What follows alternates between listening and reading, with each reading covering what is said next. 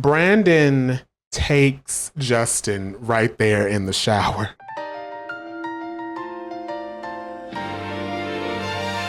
Hello, everyone, and welcome back to another book review, part of my little book review series I've started. So today, we are once again going to be talking about Anthony London. So the story we're talking about today, I think it might be his first story that he published. And if it is, it's the best story he's ever released. As far as what I can tell, I've read two of his other stories, the other one being what we talked about last time, Booty Milk. And I've also read Hood Booty. Hood Booty was better than Booty Milk, but this one blows both of those out of the water. The name of this story is called Foolish, and it has a little introduction at the beginning. It says, Justin Harrington and his long-term childhood friend Brandon Moore share a lot in common with each other growing up in the mean streets of the Bronx, New York. Justin is living with an abusive father, and day-to-day in this hectic household is completely unpredictable. Brandon's father falls into trouble, and Brandon quickly engulfs himself in sports to fill the missing void. Meanwhile, these growing teens explore their sexuality, date numerous women, and later begin to define their love life more clearly. Will Justin Harrington completely get what he's longing for in a lover? Or will Brandon Moore reach the heights of the stars with his sports career and lose his best friend and his family? There's only one way to find out who will end up being the fool in this compelling short story entitled Foolish. So if I did have one complaint about this story, I will say that it starts off just giving you rapid fire background on both Justin and Brandon. The gist of what you kind of basically need to know is Justin and Brandon are both good friends who have had hard home lives. They both had crappy dads, and they both kind of just made up for what bad life they had at home with playing sports. Now, both Justin and Brandon became very close, so close in fact that as they were growing up, they started to become intimate with each other. It would be some kind of scenario or situation where they were playing basketball and the game was getting really heated and they started getting really aggressive with each other. And then afterwards they would, engage in intimate activities. Their friendship is put to the test for the first time. There are really two things that kind of makes their friendship start to kind of fall apart. One is that Justin is almost sexually assaulted by his mother's boyfriend. Luckily, he fights the mom's boyfriend off. In his words, he beat his ass. And, that boyfriend left and his mom never understood. Why did that man leave me? It's like, because he's a disgusting piece of crap. So there was that scenario. That scenario kind of made Justin start to pull away a little bit because, after a traumatic event like that, you kind of go inside yourself. Another thing that happened is Justin starts noticing that when they get intimate, Brandon won't talk to him for a long period of time. So if they're making out on the couch for a long time, all of a sudden Brandon won't talk to him for a couple of weeks, and that could turn to a couple of months. Now, they were also rivals because they were heavy into playing basketball. And I don't know if it's as much of a thing now. It probably is. When you're in certain communities, especially in the United States, some people really look towards sports as their way out. So they're kind of thinking of going to college playing basketball. And that thought does make them competitive. It makes them rivals. In fact, Brandon is more motivated than ever to get off the streets, considering his mother is an alcoholic. Now, one summer while they're both 13, they play basketball and they get heated and they start fighting. And this fat dude with a backwards hat, that's literally what it says, he breaks them up and he tells them he's looking for players for a 2-week-long basketball camp upstate. And a lot of college coaches are going to be there. So obviously they both want to go. Unfortunately, Justin can't go because his mom needed him to help with the bills, and she got him a job as a lifeguard at the pool. But Brandon is able to go. Justin kind of understands that, okay, my chances of going to college or going to the NBA, they're down the drain now. That I'm not going to be able to go to this camp. Which I'm not going to lie, that really upset me. Like, I don't know, that's a personal thing. I don't think your children should be helping you pay bills. That's a personal thing, especially if he's just 13. I don't know. That part of the story really irked me with his mom. So Brandon goes to basketball camp and comes back with a scholarship to attend Riverview Academy, and he enrolls. And he and his mom move out of the city the next month. So fast forward, they're 19 now. Brandon's 6'2", 180 pounds. Justin's 6', 175 pounds. So Brandon's got a little bit of height and probably a little muscle on Justin, but not a whole lot. They're both stars of their respective high school basketball teams. Brandon's team is constantly featured on the front page of the newspaper, whereas Justin's team, they exited the playoffs. They didn't perform all too well, but sometimes they make it on the back of the newspaper. We are now in present day with the last game of the playoffs. And this is where my ADHD brain was struggling to keep up with the story, because it starts as Justin is watching Brandon in the middle of this game.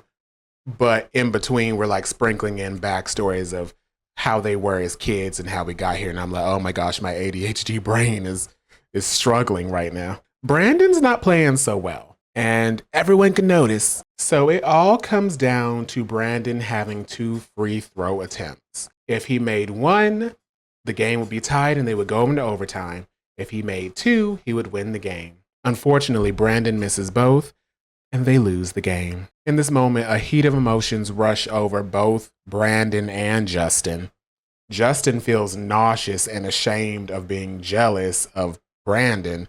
Not necessarily because he's like, ew, I was jealous of him, but just throwing that type of negative energy at someone and then for that person to be worse off afterward, that can be a very hard thing to swallow. A lot of the students at Justin's school were not very kind.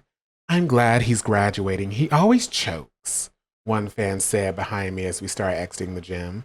He definitely underachieved, someone else said. Good player, but never reached his potential.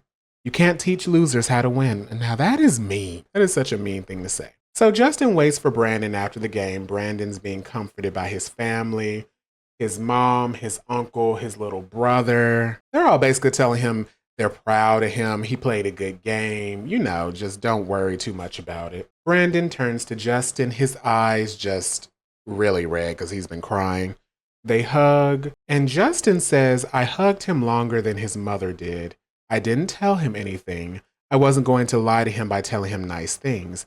I just wanted him to know I was there for better or for worse. Brandon decides to catch up with Justin. So they both sit in Justin's car, and Brandon starts off going off on the refs, saying they were blowing calls all game. And while he's doing that, Justin's just driving, just letting Brandon talk and vent, just vent his frustration at the whole thing, until Brandon finally just tells Justin that he just really blew the whole thing. And Justin, tries to comfort Brandon, basically letting him know that he carried that team and they wouldn't have even made it that far if it wasn't for Brandon. But Brandon's still upset. He's like, I've made that shot 1,000,000 times and I blew it in front of the fans, in front of the coaches, in front of my family, and he says in front of Justin. But Justin's like, you didn't have to prove anything to me. Did you see my dad over on the left of the gym? I saw him. He left after I missed the shots. I saw that. He looked at me. We spoke many things through our eyes. He shook his head and laughed bitterly. I bet if I would have made him, he would have at least said something to me after the game. I don't know why I was excited that he came to the game. That man is lost, Brandon. Don't carry the weight of his flaws. Fuck him. Never needed him before. Won't need him going forward. He's the one missing out, bruh. He nodded. We always related to our fatherless homes. I'm glad you came through. I really appreciate it, he said to me after we'd given his venting a moment of silence. No doubt, even though it's kind of fucked up you didn't come see me. I've been busy, kid. But that's my fault. I should have been there. I followed it through. Read about it in the paper. I saw you made the team. Not quite all American, I said sarcastically, but it works. You decided on where you going, he asked. I don't got the offers you have. I'm probably just going to end up staying local. So Brandon reveals that he's going to sign with Clark Atlanta University because he wants to get completely away from this area. And Justin's trying to listen and be supportive, but he just can't stop thinking about this dude is going far away. And he's just reflecting. He's just reflecting on their whole friendship. So Justin finally asks why Brandon has been avoiding him for months. He's like, I call, don't get a call back, no text. He's like, I'm supposed to be your boy. Like, what's going on? Brandon gets really quiet. He's like, just a lot of pressure. I've been dealing with a lot of pressure. He says it's his fault. It's not that he doesn't want to talk or hang or anything. But Justin's like, well, now you're going all the way out to Atlanta, Georgia. So we're going from New York to Atlanta. We're going from the Northeast to the South. But Brandon promises that they'll hang. But they're kind of ignoring the truth right here. Throughout their high school years, they were growing apart as friends, but it was because when they were together, they were developing something else. They would end up experimenting with each other in multiple different types of ways. And they just being boys, and I'm sure a homophobic area, they just didn't talk about it. But see, here's the thing. Brandon was never going to be the one to initiate anything. Like, it was always Justin the one getting things going, if you know what I mean. And after they finished doing what they were doing, Brandon just pulling his pants up and just ready to leave, just like, let me get away from this dude. And that made Justin feel like shit. Justin drives off the road and they decide to just, have a deeper conversation. And this is where Brandon, gets deeper into how hurt he is that his father is just not in his life. How deep down he wants to make his father proud enough to want to be around him, to just want to show up. So they're sitting there kind of dissecting Brandon's father, wondering if Brandon does become a successful basketball player. Is his father just going to see him as a paycheck? Is he jealous of his son? But regardless, Brandon reveals that he's still leaving a part of his heart open for his father if he ever comes around. But he does feel a little silly for feeling that way. But, that's something, we're going to talk about that later. That's something that I just found so sad. Justin brings up the fact that he still got happy when he would see his own father at his birthday parties, even after his father would physically abuse his mom as he was growing up. He was happy that his mom left him, but he still wanted him there. They're still talking, and Brandon comes to the conclusion that he's just stupid. He's even thinking, oh, maybe if I reach a level he could appreciate, he could just finally love me. And, Justin's like, that's not stupid to feel that way. But Brandon's like, thinking that man could love me is stupid. And Justin's trying to play around, trying to lighten the mood. But apparently Brandon just starts shedding tears. Like, tears are just falling one after the other. And it's that moment of vulnerability where Justin, I think, really just becomes enamored with Brandon. I think this is where he really falls in love with Brandon, because he was able to see him in such a vulnerable state. And that sounds kind of bad or weird, but he just wanted to make him feel better. It's just so sad. After Brandon's like wiping his eyes and getting himself together, he thanks Justin for being proud of him, holding him down, and just being there for him, even though they would disconnect because of them being young and not understanding their feelings. They hug each other, and they hug for a really long time, and Justin's really enjoying the hug. And Justin is kind of starting to get like, okay, like I want to get intimate with this man. I want him to forget about the pain and everything, and I want to get intimate with him. Now, he describes Brandon like this. He was aware of it. His shaking revealed how much this scared him. His breathing grew heavier, as did mine, as I started reaching for his waist. So Justin, reaches for his waist and, undresses him from below, and Brandon is visibly excited, and Justin is impressed with what Brandon has going on. So Justin gives Brandon a blowy, and a really good one apparently, because Brandon's like calling out to God, gripping the seat, head bobbing back and forth, like his soul is leaving his body. Brandon grabbed Justin on his booty. Now, I do need to mention this is the first time they've done this. Other times it was just, I guess you could say, making out and petting while also petting themselves. You get what I'm saying? This is their first time doing this specific action. So Justin finishes Brandon off, but Brandon's not going down. So Justin goes back in again and finishes him off again. I'm like, oh my God. So Brandon zips up his pants and, puts his pants back on, and they drive off and they drive to Brandon's home. They don't say a word to each other. They give each other a high five with no eye contact, and they say their goodbyes. Brandon avoids Justin for 2 years after this. And like I said, every time they do something like this, they drift apart. They don't contact each other. Or it's more so Brandon not reciprocating contact with Justin. Justin did keep up with Brandon's career, though. I'm sure it's like reported on quite a lot. And Justin has it in his stomach. He's kind of like, ooh, did we go too far that last time? I have my opinions on that whole, what happened with that. He's like, did we go too far last time? Is that why he's acting like this? But, what can you do? They end up meeting at the movies. They both have a date, both with girls. And they exchange numbers, and, Brandon's like, hey, I'll call you. And Brandon actually calls him that next day. They hang out. They go to the club. They eat lunch. They play a little bit of ball.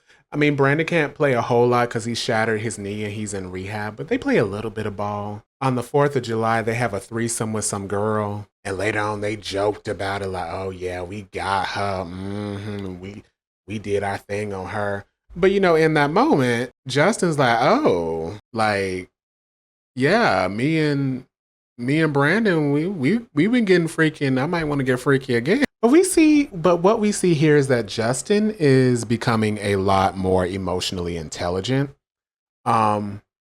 He's kind of gathered who Brandon is, and he'd rather just have him as a friend as opposed to just not at all, because he does kind of understand that Brandon is a bit of a player. So before the summer's over, they both decide to go fly down to Georgia and Florida and hook up with as many quote unquote bad bitches as they could. Now, it's right here that Justin admits to the audience that Brandon, not only does he just have like an emotional, mental connection with Brandon, but Brandon is like fine to look at, like he got abs. And apparently Brandon tells Justin that Justin got a fat ass. Now, they're joking about this, but we know Justin is like, oh, yeah, like I wouldn't mind looking at Brandon all day shirtless. So they do all the things they said they were going to do. They party, they get some girls, they have fun time. But there is a problem. They both walking around the beach house, butt booty naked. They nakies. And every single time they walk around, butt booty nakies, they glancing at each other. They kind of looking at the front and the back, they just like looking at what's going on. And Justin said that he knows Brandon's thinking about some of the freaky stuff well, it wasn't really freaky stuff they were doing, but the times in the past where they, getting intimate with each other. Now, this is where I think Justin is kind of nasty, because he is having some naughty thoughts about Brandon at this point. He said he's even been practicing on a toy in case Brandon would ever whip it out again. I'm like, oh my God, I ain't never heard nothing like that. But he even said, depending on his mood, he'd wear some sheer underwear, so it would just, show off what he got going on down there. And he says, even then, I could sometimes feel the heat of Brandon undressing me with his eyes. At least that's what it felt like. I couldn't quite explain myself. I knew I had feelings for Brandon. I was attracted to him, but it wasn't necessarily anything physical. I was attracted to his mind, his personality, our bond, our friendship. That really made me feel comfortable. While he did have a picture-perfect body, It was never my focus. After all, we were both masculine, toned, and cut men. I'm assuming he meant cut as in like cut muscles, like the muscles was tight and defined. I'm assuming that's what he. I would lose myself in conversation with him, losing all track of time and anything else of importance. I really felt like I knew him, his smile, and his mannerisms. What made him tick and knowing a person that strongly created some intense ass emotions, more intense and overwhelming than any emotion I had felt for any of the many girls I dated. I was afraid to come to the conclusion that made the most sense. Going to that place meant opening up myself for the pain of losing it. I knew Brandon well enough to know I couldn't express these things without him closing up and fleeing. It wasn't worth losing my friend over my feelings, so I suppressed them, kept them dense, avoided confronting the truth, like scared shitless teens who avoid getting tested for pregnancy because they already know they are. They can feel it deep inside them. Oh my gosh, that's quite the comparison. So, towards the end of the vacation, they talk about what their plans are for the fall, and Brandon's like, hey, I want you to come to DC and New York to see some of my games. And Justin's like, oh, hell yeah. He's even telling Justin, you wouldn't even have to get a hotel. I got my own apartment up there. You could just stay with me. All right, man, I'm counting on you. Don't say you gonna do it and then not do it. I know how you operate. What you talking about? Oh, come on, Brandon. Don't give me no bullshit. You know what I'm talking about. Nah, I don't. How do I operate? You're my best friend one day, and you forget about me the next. It's been like that since high school. You gonna sit there and act like it ain't a reason why? The way he said that caught me off guard. It made me angry as fuck, too. What is the reason? I barked. See, there you go with the bullshit. You know. Nah, I don't. Tell me what the deal is. I'm just saying, Justin, you know it's been some crazy stuff. Know what? Never mind. Why never mind? Just never mind, kid. The end to that conversation stayed with me for hours. Every time I thought about it, I grew angry. He was implying that I was to blame for him avoiding me, as if whatever there was between us was my fault. It bothered me so much that I couldn't even go to sleep that night. I felt weird around him, like he was looking down on me. I couldn't take it anymore. We had to talk about it, like grown men. This is like growing pains of growing up. I think that's the best way to say it because it's kind of like he's right. There needs to be a conversation had because for Justin to just say, oh, well, you know why, but then he doesn't want to like say it. It's like, okay, y'all are like in your early 20s now. You like have a discussion, please. So Justin meets Brandon on the sofa and, they're just having a little small talk. But then Justin's like, hey, buddy, we need to have discussion. And he can see in Brandon's face that Brandon really did not want to have this discussion. I'm going to cut to the chase. I'm pissed off. Why? Because of what you said earlier, which was, you said it was a reason why you avoided me. It is. I've never avoided you afterwards. Maybe you should. You don't feel a certain way afterwards? I do, and I feel a certain way before, in the middle, all the time. What do you feel? He asked, eyes focused on me. Feelings for you. Like what kind of feelings? I don't know, man, just feelings. I think about you. I want to be around you, want to know how you're doing. So from here on, Justin asks Brandon if he's gay, and Brandon's like, no. And Justin's like, so all that stuff we were doing, you considering yourself completely straight. And Brandon's like, I like women. And he put a lot of bass in his voice when he said, I like women. So Justin's like, well, then why are we having this conversation? If you like girls, then let's just leave it at that. And the other stuff, that was just on some other stuff. And Justin's also like, just don't blame me for how you're feeling because I care about you. You're trying to make me feel bad. And Brandon's like, I care about you too. And I'm not trying to do that, but I'm just not gay. And, they talk about labels and all this other stuff. At this point, Justin's kind of not begging, but in a way, kind of like pleading for Brandon to like be some type of honest about his possible feelings towards Justin. Because Justin's really getting hurt at this point. He's like kind of putting his heart on the line. And Brandon's like, I'm not gay, Justin. And Justin's very, very sad because Brandon apparently said it like harsh. Like, I'm not gay, end of story, let's stop talking about this. The next day rolls around, they avoid each other like clockwork. Anytime things get a little too intimate or they bring up the homosexual nature of their relationship, you know they gotta avoid each other. But something happens. Justin has plans to go out and have some fun, so he's in the shower and he hears a noise. He peeks out the sliding glass door, and Brandon is standing there watching him. And Brandon's naked. Brandon's butt naked. And then they do it. And when I say they do it, they did it hard. Like that other time in the car was nothing compared to this. Like they were in and out, if you know what I mean. They're making out, they're rubbing their things on each other. And Justin's just falling in love with making love to Brandon. Making love to a man's body felt so different. The curves weren't as predictable. The tension in the skin was stronger. The facial hair and the masculine moans and muscles were making my legs weak. I could feel for once, I felt as if I was loving an equal, not something to be fucked.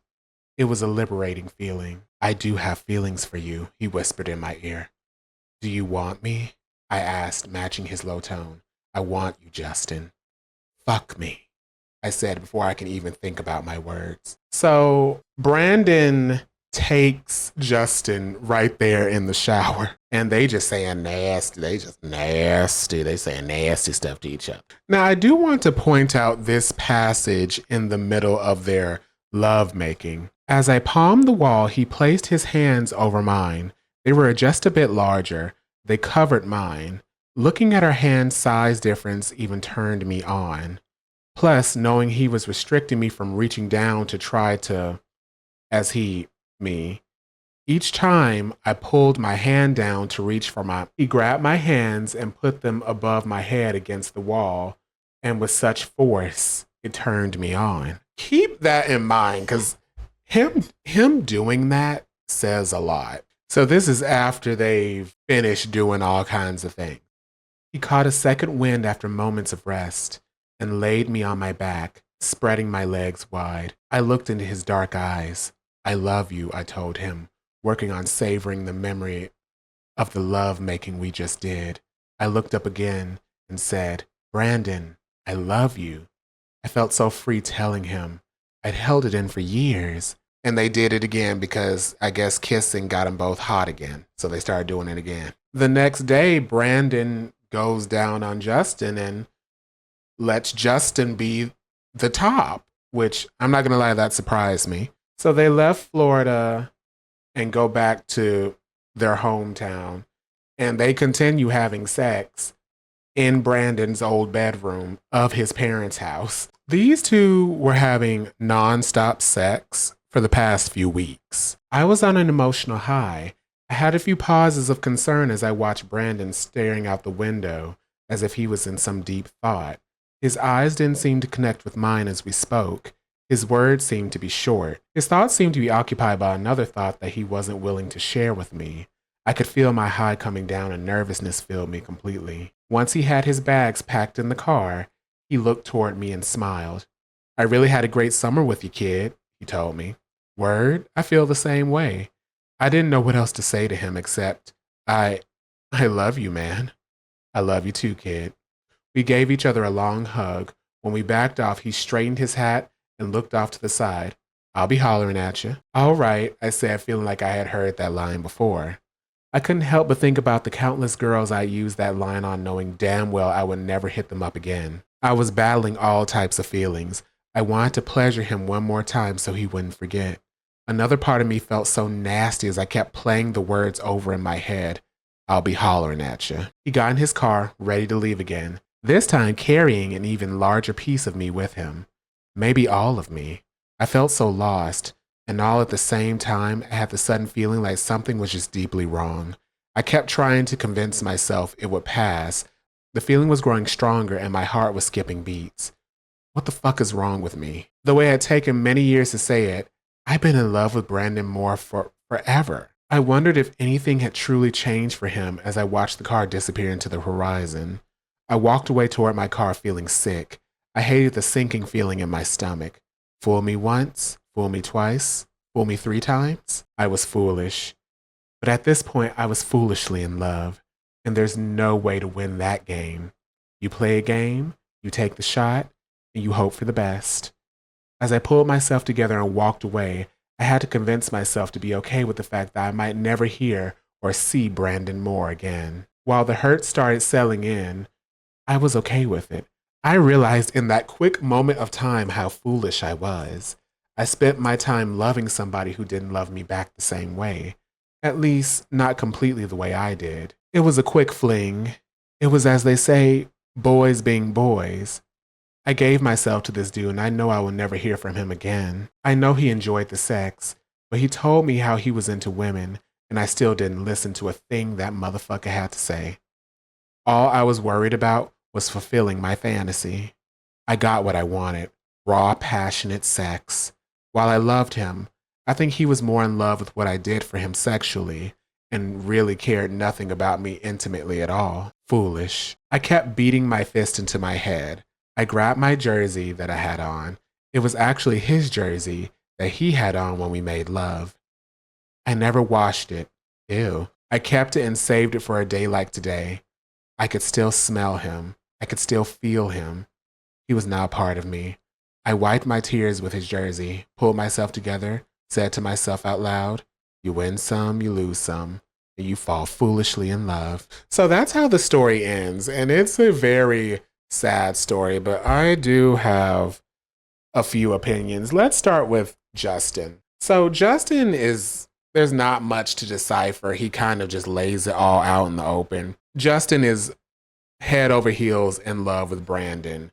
And we see that he finally has like a spurt of emotional maturity at the very end of the story. I do feel like Justin was selfish because if you go all the way back to their encounter in the car, he says that he was looking at Brandon and Brandon was like nervous for what he knew Justin was about to, start with. That to me, along with the fact that Justin admits that Brandon never initiated anything, just tells me that Brandon really didn't see Justin in that way at all. We're going to get into why I think Brandon didn't push away from when things got started.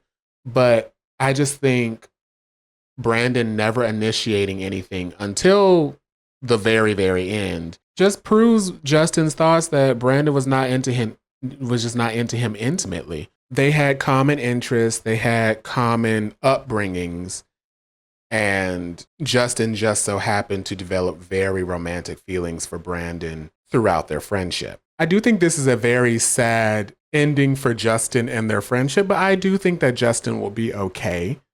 I think Justin has come out of this situation learning a lot more about himself. Throughout that whole steamy sex scene, I think Justin learned a lot about what he enjoys sexually, what he would want out of a partner, and what he wouldn't want out of a partner. So I would take this as a learning lesson. I do think that a person like Justin would, in fact, take this as a learning lesson going forward in, finding potential partners in the future. Now, Brandon is a very interesting case. When I first read this, I was very upset with Brandon. I was like, he's just such a player. How could he do that? But reading it again, it made me look at Brandon a little differently. For starters, like I said before, Brandon never initiated any of their intimacy moments. It also looks like Brandon is a lot more hung up on his absent father than Justin was. It seems like a part of Brandon even going through with this basketball thing was just in an attempt to make his father proud. And that's like a very big source of pain for him. And Justin having a very similar home situation is able to understand that. And that's a type of intimate conversation that you can't just have with everybody. Like, for example, my father was in my life. So when I had friends whose fathers were deadbeats and weren't in their lives, it wasn't like they couldn't talk to me about it, but it would be hard for me to completely understand where they were coming from because, like I said, my father was in my life. So for you to have someone that just completely understood where you were coming from and understood why, even if your father is a piece of shit, that you still want him there, that could be a very powerful thing for someone, especially someone who's so young. I think Brandon loves Justin as a friend and really only a friend. And I think that when Justin would engage and initiate these sexual activities, Brandon really didn't know. I'm going to be honest, Brandon didn't know how he felt about it. He didn't know how to maybe even say, hey, you know what? I don't want to do this with you. And like I was kind of saying with the whole father thing, this is a thought process that I can't wrap my head around, but I could see it being a situation where he's not attracted to the person that he's sexually engaging with, but he's very open to just sexual engagement. There is a huge chance that after the sexual encounters, Brandon possibly feels disgusted with himself. So Justin describes them both as fit, like they're both 6 foot and over. They're fit, they're athletic, they're muscular. But Brandon just jokes that, oh, you got a lot of ass. So Brandon's not like looking at anything else on Justin. He's not looking at his arms, abs, pec. He's not looking at any of his muscles or anything. He's just like, oh, you just got a fat ass. Whereas we heard Justin just like, oh, the abs, the arms, oh, he's just so strong, this, that, and the other. Brandon may not be attracted to men, or at least not masculine men. I think during the whole conversation where Brandon is basically like, you know why I avoid you, I think that was his way of kind of trying to say, I don't. See, you could look at it two ways. You could look at it like Brandon does not know how to come to terms with the possible feelings he has for Justin. Or, like we were saying before, Brandon really does not see Justin like that. And he just kind of doesn't know how to say no to Justin's advances when he gets very emotional in the moment. I do think where Brandon loses me is he's clearly first of all, both of them are clearly players. They playing with girls' emotions because Justin at the end admitted to messing around with some girls and never talking to them again. So they're both kind of players. But I think Brandon did use Justin in the end. I think towards the beginning where Justin was initiating everything, that was more Justin using Brandon. But at the end where Brandon comes up to him in the shower and then they have like a bunch of weeks of nonstop sex, I do think that was Brandon using Justin in the end. Because I really do think that Brandon enjoyed the sex, but he didn't enjoy the fact that it was with Justin. And that's just really sad. That's and that's just a part of life. That's just, I don't know.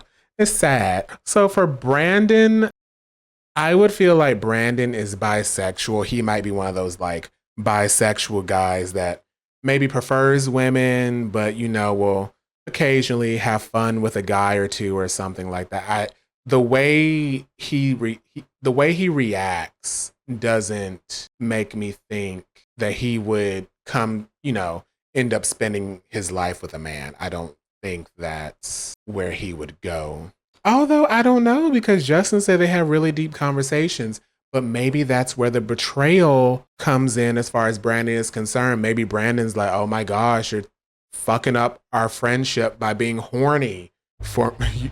You're fucking up our friendship by being gay. It's probably what he's saying. Oh, and also the whole thing where Brandon had his hand over Justin's hand in the shower, and every time Justin tried to reach down and, get himself together, Brandon would snatch both his hands up and put them over his head to stop him from doing what he was trying to do. I get that Justin found that hot, but at the same time, to me, that was kind of like a dominance thing. Like, it was almost as if he was saying, this isn't about you, which I mean, later on, clearly they were giving and taking every which way, but I don't know. Something about that interaction I found interesting. It was either this isn't about you or you don't get to do this until I say you do. I don't know. Justin was basically saying that he felt like he was getting intimate with an equal. I don't know if Brandon was feeling that way, to be completely honest with you. I don't know if Brandon can see himself intimately with someone equal to him, but who knows?